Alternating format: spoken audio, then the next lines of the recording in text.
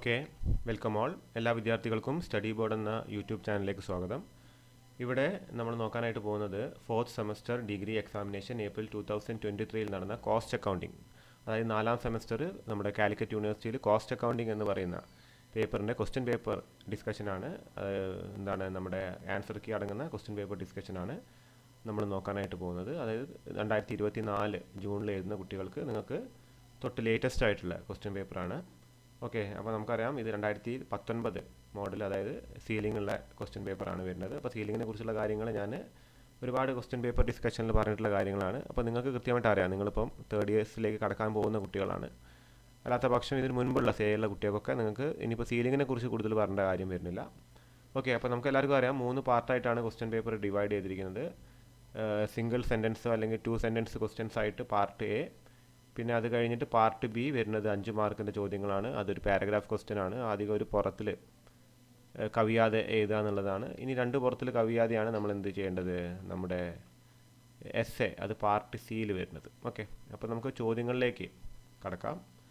അപ്പോൾ പാർട്ട് എയിൽ ആദ്യത്തെ ചോദ്യം എന്താണെന്ന് വെച്ച് കഴിഞ്ഞാൽ അക്കൗണ്ടൻസി, കോസ്റ്റ് അക്കൗണ്ടൻസി എന്താണെന്നുള്ളത് ഡിഫൈൻ ചെയ്യാനാണ്. കോസ്റ്റ് അക്കൗണ്ടൻസി ഡിഫൈൻ കോസ്റ്റ് അക്കൗണ്ടൻസിയാണ്. ഇനി രണ്ടാമത്തെ ചോദ്യം വരുന്നത് ആക്ടിവിറ്റി ബേസ്ഡ് കോസ്റ്റിംഗ് എന്താണെന്നുള്ളതാണ്. ആക്ടിവിറ്റി ബേസ്ഡ് കോസ്റ്റിംഗ് എന്താണെന്നുള്ളതാണ്. മൂന്നാമത്തെ ചോദ്യം ഡയറക്റ്റ് കോസ്റ്റ് എന്താണ്. നാലാമത്തെ ചോദ്യം വരുന്നത് സ്റ്റാൻഡേർഡ് കോസ്റ്റിംഗ് എന്താണ് എന്നുള്ളതും. അഞ്ചാമത്തെ ചോദ്യം കോമ്പോസിറ്റ് കോസ്റ്റ് യൂണിറ്റ് എന്താണെന്നുള്ളതാണ്. ആറാമത്തെ ചോദ്യം വാട്ട് ഈസ് ഡേഞ്ചർ ലെവൽ, എന്താണ് ഡേഞ്ചർ ലെവൽ എന്നുള്ളതാണ് ആറാമത്തെ ചോദ്യം. ഏഴാമത്തെ ചോദ്യം EOQ. എട്ടാമത്തെ ചോദ്യം എന്താണ് FSN അനാലിസിസ്. ഒൻപതാമത്തെ ചോദ്യം എന്താണ് കാഷ്വൽ വർക്കേഴ്സ്. 10ാമത്തെ ചോദ്യം what is apportionment of overhead എന്നുള്ളതാണ്. അപ്പോൾ നമുക്കതിൻ്റെ ആൻസർ കീ ഇനി നോക്കാം. അപ്പോൾ ആദ്യത്തെ ചോദ്യം എന്തായിരുന്നു? ആദ്യത്തെ ചോദ്യം ഡിഫൈൻ കോസ്റ്റ് അക്കൗണ്ടിങ് ആയിരുന്നു. അപ്പോൾ ആൻസർ കീയിൽ എന്താ പറഞ്ഞത്? ICMA ലണ്ടൻ ആണ് കോസ്റ്റ് അക്കൗണ്ടിങ്ങിന് ഇൻ്റർനാഷണൽ ഒരു ഡെഫിനേഷൻ കൊടുത്തിരിക്കുന്നത്. അവർ കൊടുത്ത ഡെഫിനേഷനാണ് the application of costing and cost accounting principles, methods and techniques to the science, art and practice of cost control and the ascertainment of profitability. It includes the presentation of information derived therefrom for purpose of managerial decision making. Managerial decision മേക്കിങ്ങിനായിട്ട് നമുക്ക് വന്ന ചിലവുകളെ കുറിച്ചുള്ള ഒരു അസർടൈൻമെൻ്റ് ആണ് എന്ത് ഈ പറയുന്ന cost accounting എന്ന് വെച്ച് കഴിഞ്ഞാൽ. ICMA ലണ്ടൻ ആണ് അതിനുള്ള ഒരു ഡെഫിനിഷൻ കൊടുത്തിരിക്കുന്നത്. ഇനി അടുത്തത് ആക്ടിവിറ്റി ബേസ്ഡ് കോസ്റ്റിംഗ് എന്താണ് എന്നുള്ളതായിരുന്നു രണ്ടാമത്തെ ചോദ്യം. It's a costing system characterized by the use of multiple overhead pools. അത് ഇൻഡയറക്റ്റ് എക്സ്പെൻസിൻ്റെ ഒരു പൂൾ ക്രിയേറ്റ് ചെയ്ത് each with its own allocation base, ഓരോന്നിനും ഒരു അലോക്കേഷൻ ബേസ് കൊടുക്കുന്നു. And by the choice of cost drivers for the allocation bases. Okay, അതായത് cost ഡ്രൈവേഴ്സിനെ use ചെയ്തുകൊണ്ട് എന്താണ് നമ്മളൊരു മൾട്ടിപ്പിൾ ഓവർഹെഡ് പൂൾ ക്രിയേറ്റ് ചെയ്യലാണ്. ഇനി അടുത്തത് എന്താണ് ഡയറക്റ്റ് കോസ്റ്റ്. അപ്പോൾ എന്താണ് ഡയറക്റ്റ് കോസ്റ്റ്? കൺവീനിയൻ്റ്ലി ഐഡൻറ്റിഫൈഡ് വിത്ത് പെർട്ടിക്കുലർ കോസ്റ്റ്. ഒരു കോസ്റ്റായിട്ട് നമുക്ക് കൺവീനിയൻ്റ് ആയിട്ട് ഐഡൻറ്റിഫൈ ചെയ്യാൻ പറ്റുന്ന കോസ്റ്റാണെന്ത് ഡയറക്റ്റ് കോസ്റ്റ് എന്ന് വെച്ചാൽ. നാലാമത്തെ ചോദ്യം സ്റ്റാൻഡേർഡ് കോസ്റ്റിംഗ് എന്താണ് എന്നുള്ളതായിരുന്നു. നാലാമത്തെ ചോദ്യം സ്റ്റാൻഡേർഡ് കോസ്റ്റിംഗ്.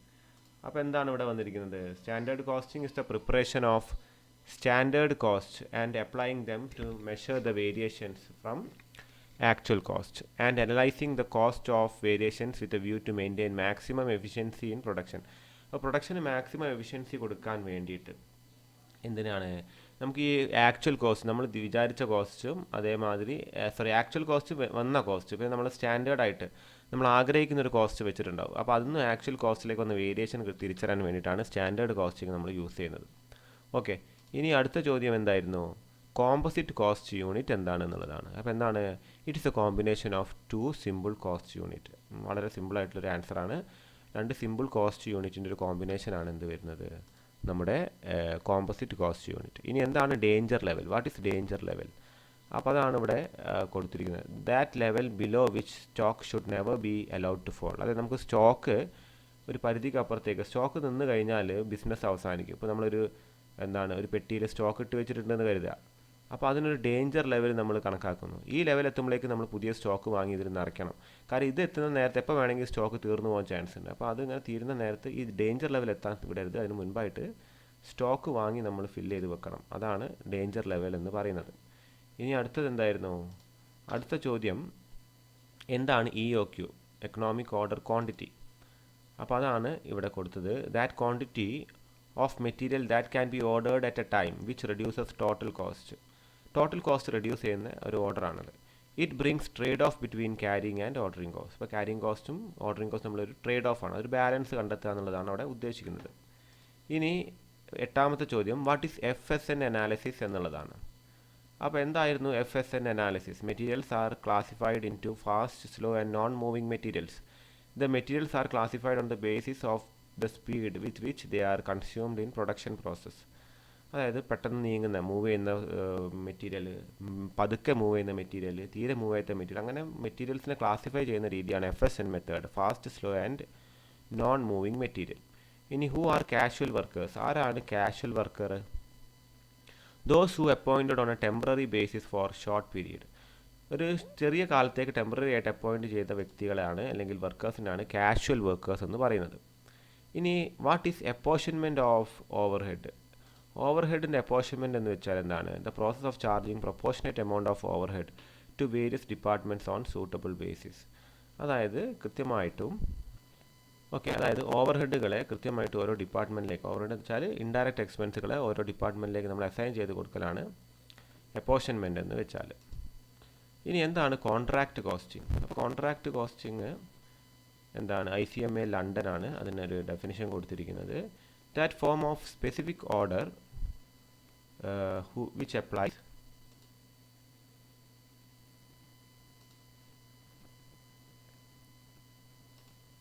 കോൺട്രാക്റ്റ് കോസ്റ്റിംഗ് എന്താണെന്ന് വെച്ചാൽ that form of specific order costing which applies where work is undertaken at customers special requirement and each other is of long duration. ഇപ്പോൾ ഒരു ലോങ് ഡ്യൂറേഷനിലായിട്ട് എന്താണ് ഒരു സ്പെസിഫിക് ഓർഡർ കോസ്റ്റിംഗ് ആണ് എന്ത് നമ്മുടെ contract costing എന്ന് വെച്ച് കഴിഞ്ഞാൽ നമ്മളൊരു കോൺട്രാക്റ്റ് എടുക്കുകയാണെങ്കിൽ, അതായത് മെയിൻലി ഈ പറഞ്ഞ ബിൽഡിങ്ങോ കാര്യങ്ങളോ കോൺട്രാക്റ്റ് എടുക്കുമ്പോൾ അതിന് സ്പെസിഫിക് ആയിട്ട് നമ്മൾ നടത്തുന്ന ഒരു കോസ്റ്റിംഗ് മെത്തേഡാണ് ഈ കോൺട്രാക്റ്റ് കോസ്റ്റിംഗ് എന്ന് വെച്ച് കഴിഞ്ഞാൽ. അതിൻ്റെ ഡെഫിനിഷനാണ് ഇവിടെ കൊടുത്തിരിക്കുന്നത്. ഇനി അടുത്തത് നോർമൽ ലോസ് എന്താണ്? That loss which is unavoidable due to inherent nature of material. ഇപ്പോൾ നമ്മൾ പറയുകയാണെങ്കിൽ ഇപ്പോൾ പെട്രോൾ പമ്പിലൊക്കെ ഒരു നോർമൽ ലോസ് ഉണ്ടാവും, ഒരു ഇവാപ്പറേഷൻ നടക്കും. അപ്പോൾ കൊണ്ടുവെക്കുന്ന അളവിൽ എന്തായാലും പെട്രോൾ കുറയും.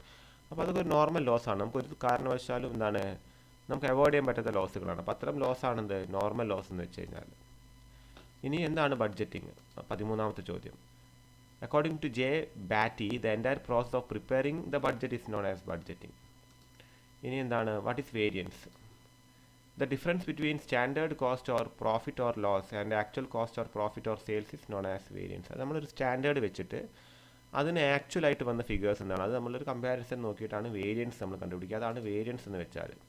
What is labour cost variance? അപ്പോൾ ലേബർ നമ്മൾ എന്താണ് തൊഴിലാളികൾ കൊടുക്കുന്ന സ്റ്റാൻഡേർഡായിട്ട് നമ്മൾ വിചാരിച്ച വേതനം അല്ലെങ്കിൽ ചിലവ്, അതിനപ്പുറത്തേക്ക് ആക്ച്വൽ വന്ന് അത് തമ്മിലുള്ള വേരിയൻസ് നോക്കുക. അതാണ് ലേബർ കോസ്റ്റ് വേരിയൻസ്.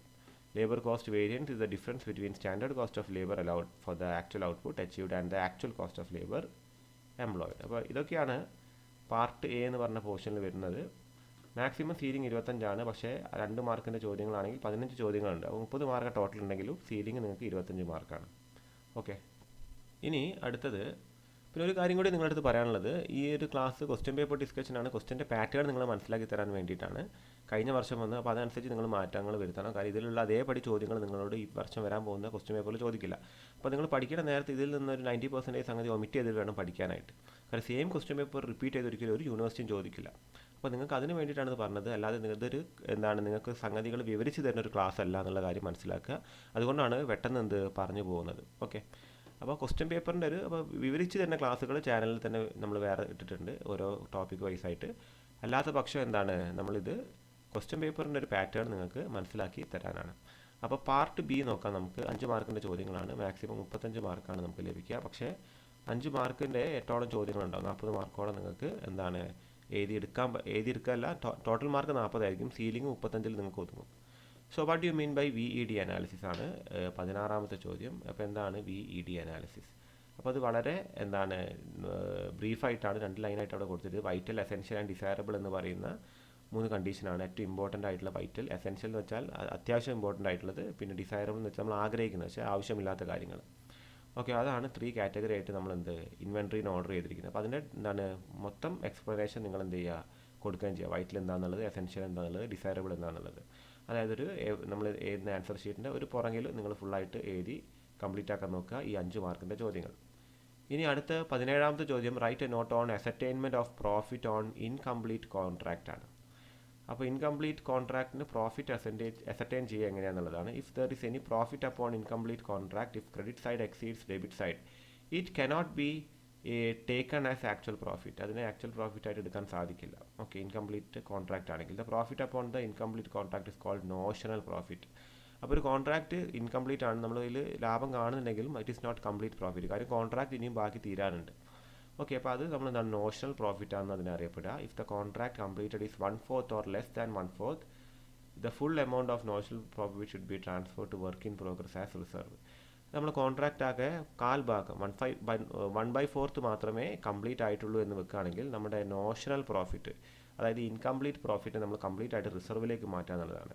ഇനി നമ്മളിത് 1/4, അതായത് കാൽ ഭാഗത്തിൽ കൂടുതലും പക്ഷെ അരയിൽ കുറവും, ലെസ് ദാൻ 1/2 ആണെങ്കിൽ നോഷണൽ പ്രോഫിറ്റിൻ്റെ 1/3 ക്യാഷ് റിസീവ്ഡ് ബൈ വർക്ക് സർട്ടിഫൈഡിൻ്റെയും കൂടി എന്താണ് ക്യാഷ് റിസീവ്ഡ് ബൈ വർക്ക് സർട്ടിഫിക്കറ്റിൻ്റെയും കൂടി എന്താണ് നമ്മുടെ പെർസെൻറ്റേജ് എടുക്കുക, അതിനെന്ത് ചെയ്യുക, നമ്മുടെ P&L ക്രെഡിറ്റ് ചെയ്യാം. അതായത് നമുക്ക് കിട്ടിയ ആ ഇൻകംപ്ലീറ്റ് പ്രോഫിറ്റ് ഉണ്ടല്ലോ, അതായത് നോഷണൽ പ്രോഫിറ്റ്, അതിൻ്റെ എന്തെടുക്കുക. ഇപ്പോൾ ഇത് നമ്മുടെ വർക്ക് ഞാൻ പറയുന്നത് കാൽ ഭാഗത്തിൻ്റെയും അരയുടെ ഇടയിലാണ് കിടക്കുന്നത്. ഇവിടെയാണ് വർക്ക് കിടക്കുന്നത്. നമ്മൾ 25% 50%-ൻ്റെ ഇടയിൽ, ഇപ്പോൾ ഒരു 35% കംപ്ലീറ്റ് വർക്ക് ചെയ്തിട്ട് കോൺട്രാക്ട് ബേസിൽ ഇപ്പോൾ റോഡ് നിർമ്മിക്കുകയാണെങ്കിൽ 35% റോഡ് നിർമ്മിച്ച് കഴിഞ്ഞു എന്ന് കരുതുക.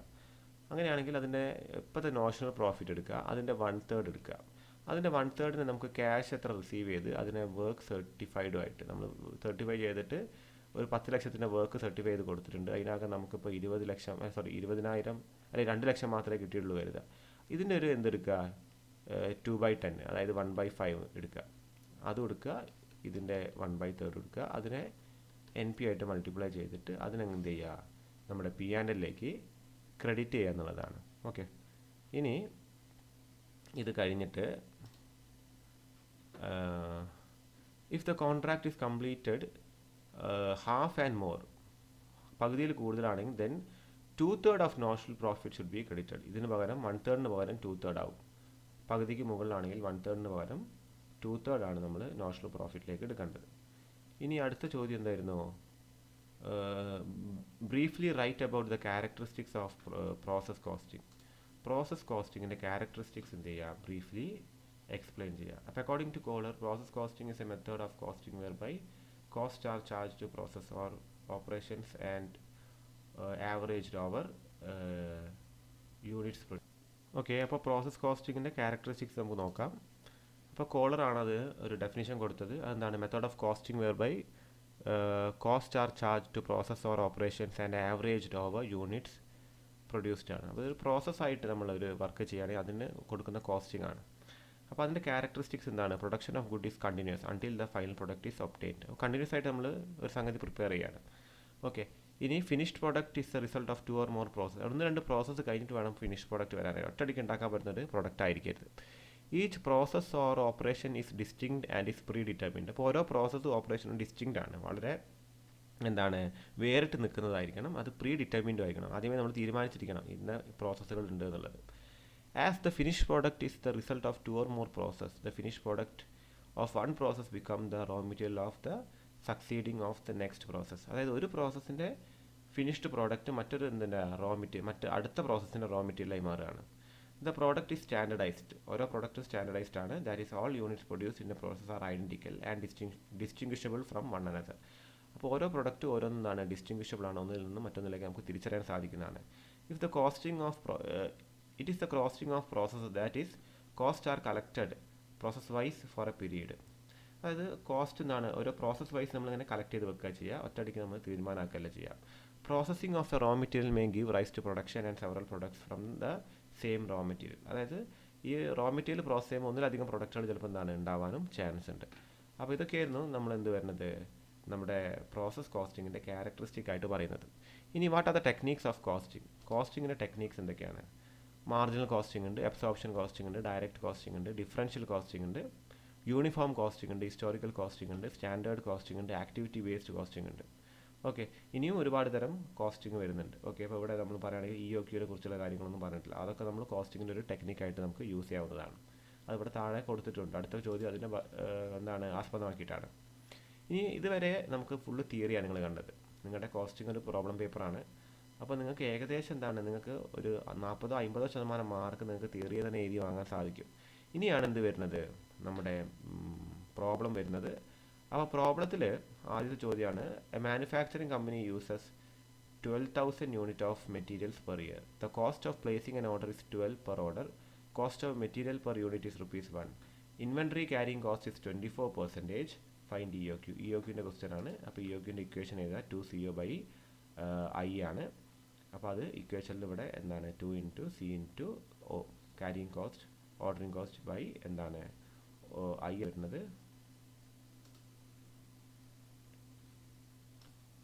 24% ആണ്. അതിനെന്ത് ചെയ്യുക, 100 കൊണ്ട് ഡിവൈഡ് ചെയ്തിട്ട് എഴുതി വെക്കുക. ഓക്കെ, അപ്പോൾ 1095.4 ആണ്. EOQൻ്റെ കാൽക്കുലേഷനും നമുക്ക് ഡീറ്റെയിൽ ആയിട്ട് പറയാൻ സാധിക്കില്ല, കാര്യം നമ്മുടെ ക്ലാസ് വളരെ ലെങ്തി ആയി പോകും. അപ്പോൾ നിങ്ങൾ EOQൻ്റെ ഒരു ക്വസ്റ്റ്യൻ എന്തായാലും പ്രതീക്ഷിക്കുക.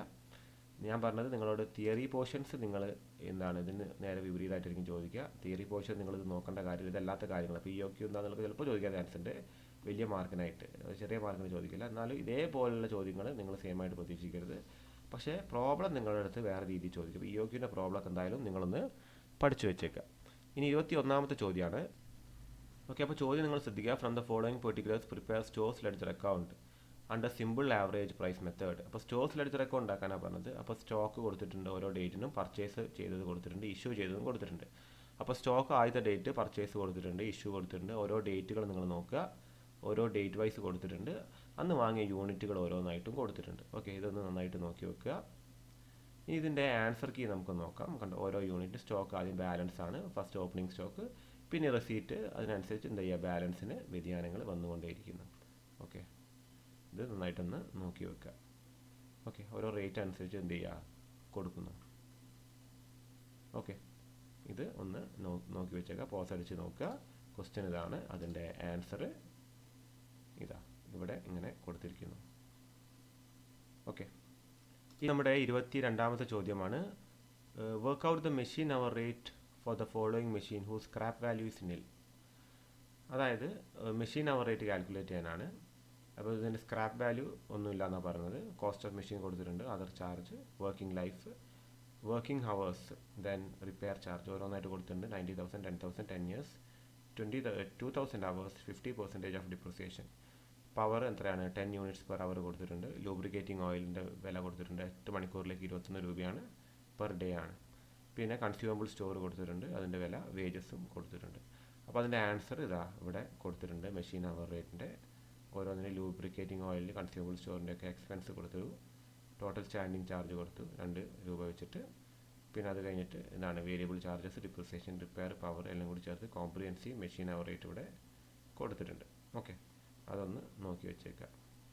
ഇനി അടുത്തത് എന്താണ്, 23ാമത്തെ ചോദ്യമാണ്. From the following information calculate the earnings of Geeta and Seeta on Taylor's differential piece rate system. ടൈലറിൻ്റെ ഡിഫറൻഷ്യൽ പീസ് റേറ്റ് സിസ്റ്റം അനുസരിച്ചിട്ട് ഗീത ആൻഡ് സീത അവരുടെ എന്താണ് ഏർണിങ്സ് കാൽക്കുലേറ്റ് ചെയ്യാനാണ്.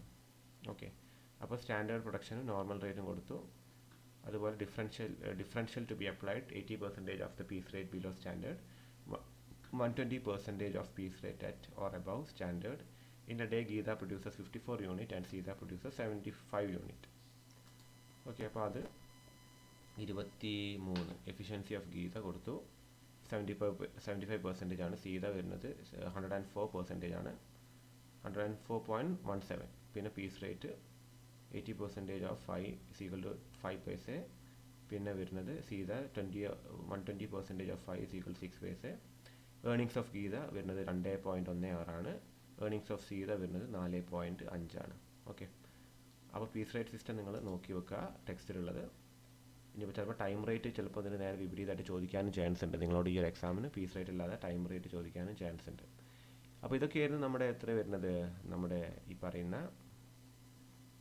ഇത് ക്വസ്റ്റ്യൻ ഇങ്ങോട്ട് എന്താണ് കയറി വന്നിട്ടുണ്ട്. നമ്മുടെ എസ് എ ക്വസ്റ്റ്യൻ ഇങ്ങോട്ട് കയറി വന്നിട്ടുണ്ട്. അതാണ് ഇതായിരുന്നു 20 മുതൽ 16 മുതൽ 23 വരെ.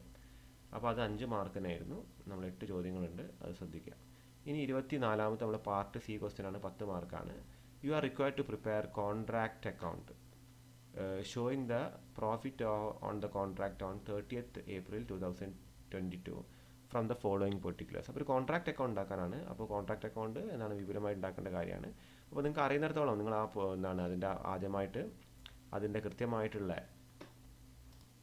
അതിൻ്റെ ഫോർമാറ്റ് നിങ്ങൾ ആദ്യം പഠിച്ചു വെക്കണം. അതിന് നിങ്ങൾക്കൊരു മാർക്കുണ്ട്. പിന്നെ ഓരോ നിങ്ങൾ എഴുതേണ്ട കാര്യങ്ങൾ അതിൻ്റെ ഓർഡർ അനുസരിച്ച് കൃത്യമായിട്ട് എഴുതി വെക്കുക. അതിന് നിങ്ങൾക്ക് മാർക്ക് ലഭിക്കും. ഓക്കെ, അപ്പോൾ 24ാമത്തേന് അതിൻ്റെ എങ്ങനെയാണ് അതിൻ്റെ ഫോർമാറ്റ് വരുന്നത്? നിങ്ങളൊരു ലെഡ്ജറിൻ്റെ ഫോർമാറ്റാണ്. അപ്പോൾ ഓരോന്നിനും എഴുതേണ്ട കാര്യങ്ങൾ എഴുതാം. ഇനിയിപ്പോൾ നിങ്ങളുടെ കണക്ക് കൂട്ടലുകൾ തെറ്റിയാലും നിങ്ങൾക്ക് ഫോർമാറ്റിനും നിങ്ങളുടെ എന്താണ് കണ്ടൻറ്റ് ഇപ്പോൾ നിങ്ങൾ പെർട്ടിക്കുലേഴ്സിൽ എഴുതുന്നത് നോക്കിയിട്ട് നിങ്ങൾക്കൊരു മാർക്ക് ഇടുന്ന എക്സാമിനർ തരും. അപ്പോൾ അതെങ്കിലും നിങ്ങൾ ശ്രദ്ധിക്കുക എന്നുള്ളത് പറയുകയാണ്. അല്ലാതെ അത് തെറ്റിക്കണം എന്ന് പറയല്ല. കൃത്യമായിട്ട് എഴുതി കഴിഞ്ഞിട്ട് 10 മാർക്ക് തന്നെ വാങ്ങാൻ ശ്രമിക്കുക മാക്സിമം. ഇനിയിപ്പോൾ അത് നിങ്ങൾക്ക് ഇപ്പോൾ ബുദ്ധിമുട്ട് വരികയാണെങ്കിൽ, അങ്ങനെ ചില കുട്ടികൾക്ക് വരാറുണ്ട്, എല്ലാവർക്കും പെർഫെക്റ്റ് ആയിട്ട് എഴുതാൻ പറ്റാറില്ല. അതുകൊണ്ടാണത് പറഞ്ഞത്. ഫോർമാറ്റും എന്ത് ചെയ്യുക, ഇതിൻ്റെ ഒരു ഉള്ളിൽ എഴുതേണ്ട കണ്ടൻറ്റും ഒന്ന് നന്നായിട്ടൊന്ന് നോക്കി വെക്കുക. ഓക്കെ, അപ്പോൾ ഇതാണ് അതിൽ കൊടുത്തിരിക്കുന്നത്. 24ാമത്തെ ചോദ്യത്തിൻ്റെ ആൻസറായിട്ട് ഒന്ന് നോക്കി വെക്കുക.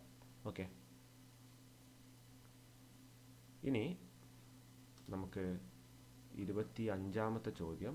അപ്പോൾ കോൺട്രാക്ട് അക്കൗണ്ടിൽ കുറച്ചും കൂടി കാര്യങ്ങൾ ഇവിടെ പറയുന്നുണ്ട്. ഇതും കൂടി ഒന്ന് നിങ്ങൾ ക്വസ്റ്റിൻ്റെ ഭാഗമായിട്ട് നോക്കി വെക്കുക. Cost of work done, direct expenditure, cost of establishment. Okay, അപ്പോൾ ഈ എക്സ്ട്രാ ഇൻഫർമേഷൻ ക്വസ്റ്റ്യൻ ഉണ്ട്. ഓക്കെ, അതും കൂടി വെച്ചിട്ടാണ് എന്ത് നമ്മുടെ ആൻസർ ഇവിടെ എഴുതിയിരിക്കുന്നത്. ഓക്കെ, നോക്കി വെക്കുക.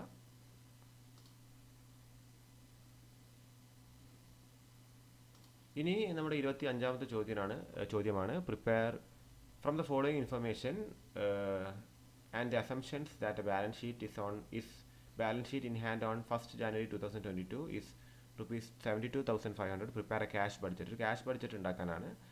അപ്പോൾ അതിന് ഓരോ മന്ത് ജൂൺ വരെ കൊടുത്തിട്ടുണ്ട്. 6 മാസം കൊടുത്തിട്ടുണ്ട്. Sales, material, wage, selling and distribution cost, production cost, administration cost. അതുകൂടാതെ അഡീഷണൽ ഇൻഫർമേഷനും വേറെ കൊടുത്തിട്ടുണ്ട്. ഓക്കെ, ഈ വക കാര്യങ്ങളും കൊടുത്തിട്ടുണ്ട്. അഡീഷണൽ ഇൻഫർമേഷനും കൊടുത്തിട്ടുണ്ട്. അപ്പോൾ അതിൻ്റെ ആൻസർ നമുക്ക് നോക്കാം. 25. ഓക്കെ, ക്യാഷ് ബഡ്ജറ്റ്, ഓപ്പണിംഗ് ബാലൻസുകൾ കൊടുത്തിട്ടുണ്ട്, ക്യാഷ് സെയിൽസ്, ഓരോ മാസത്തിൻ്റെയും ഡെപ്റ്റേഴ്സ്, ബാങ്ക് ലോൺ, അതിൻ്റെ ടോട്ടൽ, അത് കഴിഞ്ഞാൽ എസ്റ്റിമേറ്റ് ക്യാഷ് പേയ്മെൻറ്റ്സ് ഓരോന്നിൻ്റെയും. അപ്പോൾ ഇതൊക്കെ എന്താണ് ക്യാഷ് ഉള്ളിലേക്ക് വന്നതാണ്. ക്യാഷ് സ്ഥാപനത്തിലേക്ക് എന്താണ് റിസീറ്റ് ആയതാണ്. ഇതൊക്കെ ക്യാഷ് പേയ്മെൻ്റ് ആണ്. അത് കഴിഞ്ഞിട്ടാണ് ബഡ്ജറ്റ് ഇവിടെ വന്നിരിക്കുന്നത്. ഓക്കെ, അപ്പോൾ അതൊന്ന് നോക്കി വെക്കുക.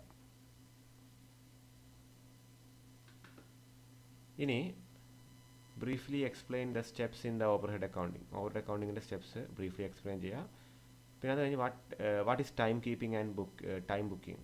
Discuss the various methods of time keeping and time booking. അതായത് 2 essay ക്വസ്റ്റ്യൻ ആണ്. ടൈം കീപ്പിങ്ങും ടൈം ബുക്കിങ്ങും അതിനെ കുറിച്ച് ചെയ്താണ്. പിന്നെ ഓവർഹെഡ് അക്കൗണ്ടിങ്. അപ്പോൾ നിങ്ങൾക്ക് എസ്സേയിൽ ഒന്നുണ്ട് 2 മാർക്ക്, അതായത് 20 ചോദ്യം നിങ്ങൾക്ക് 20 മാർക്ക് നിങ്ങൾക്ക് എന്താണ് തിയറി ചെയ്തിട്ട് തന്നെ വാങ്ങാനും സാധിക്കും. 2 ക്വസ്റ്റ്യൻ തിയറിയൊക്കെയും കൊടുത്തിട്ടുണ്ട്. അപ്പോൾ അതിൻ്റെ ആൻസേഴ്സാണ്. Classification of overhead, codification. അത് വരുന്നത് എന്താണ് ഓവർഹെഡ് അക്കൗണ്ടിങ്ങിനാണ്. ഇതിനൊക്കെ നിങ്ങൾ എക്സ്പ്ലെയിൻ ചെയ്യണം. 2 പേജെങ്കിലും എത്തേണ്ടതാണ്. Classification of overhead, codification of collection of overhead, allocation and apportionment of overhead, reapportionment of overhead, absorption of overhead. പിന്നെ ടൈം കീപ്പിങ്ങിൽ പ്രോസസ്സ് ഇത്രയൊക്കെയാണ്. Process of recording, time of arrival and departure of employees, methods, attendance register method, token and disc method, mechanical method, time booking, process of recording the time spent by worker on various jobs, methods, daily timesheet, weekly timesheet, job card. Okay, അപ്പോൾ ഇതൊക്കെയാണ് question പേപ്പറിൽ discuss ചെയ്യാനായിട്ടുള്ളത്. Okay, അപ്പോൾ ഇത് നിങ്ങൾ നോക്കുക pattern. ഇപ്പോൾ നിങ്ങൾക്ക് ഇഒക്യു എന്തായാലും ഒരു ചോദ്യം നിങ്ങൾ 5 മാർക്കിന് പ്രതീക്ഷിക്കണം. ഇഒക്യു പിന്നെ അതേമാതിരി അതിന് തിയറി എന്തായാലും നിങ്ങൾ നോക്കി വെക്കണം. അത് നിർബന്ധമാണ്. സ്റ്റാൻഡേർഡ് കോസ്റ്റിംഗ് അതേമാതിരി കോൺട്രാക്ട് കോസ്റ്റിങ്ങിൻ്റെ ഒരു ക്വസ്റ്റ്യൻ നിങ്ങൾക്ക് ചിലപ്പോൾ 5 മാർക്കിന് ചിലപ്പോൾ തരാൻ ചാൻസ് ഉണ്ട്, അല്ലെങ്കിൽ എസ്സേ തരാൻ ചാൻസ് ഉണ്ട്. ഈ FSN ഒക്കെ മാതിരി മറ്റുള്ള VED, ABC അനാലിസിസ് ഇതിലേതെങ്കിലും ഒന്ന് ചോദിക്കും. FSN ചിലപ്പോൾ ഈ പ്രാവശ്യം ചോദിക്കാൻ ചാൻസ് വളരെ കുറവായിരിക്കും. പിന്നെ നോർമൽ ലോസിന് പകരം അബ്നോർമൽ ലോസ് ചോദിക്കാൻ ചാൻസ് ഉണ്ടാവും. അതൊന്ന് ശ്രദ്ധിക്കുക. ബഡ്ജറ്റിംഗ് എന്തായാലും ഒരു ചോദ്യം വരാൻ ചാൻസ് ഉണ്ട്. പിന്നെ വേരിയൻസിനെ കുറിച്ച് അത് സ്റ്റാൻഡേർഡ് കോസ്റ്റിങ്ങിലുള്ളത് കൊണ്ട് തന്നെ അതും ചോദിക്കാൻ ചാൻസ് ഉണ്ട്. കോസ്റ്റിങ്ങിനെ കുറിച്ചിട്ടുള്ള ഒരു ഡെഫിനിഷൻ എന്തായാലും ഒന്ന് പഠിച്ചു വെക്കുന്നതും നന്നായിരിക്കും. ഓക്കെ, അപ്പോൾ ഇത്രയാണ് എന്ത് പറയാനായിട്ടുള്ളത്. അപ്പോൾ എല്ലാവർക്കും എക്സാമിന് ഓൾ ദി ബെസ്റ്റ്.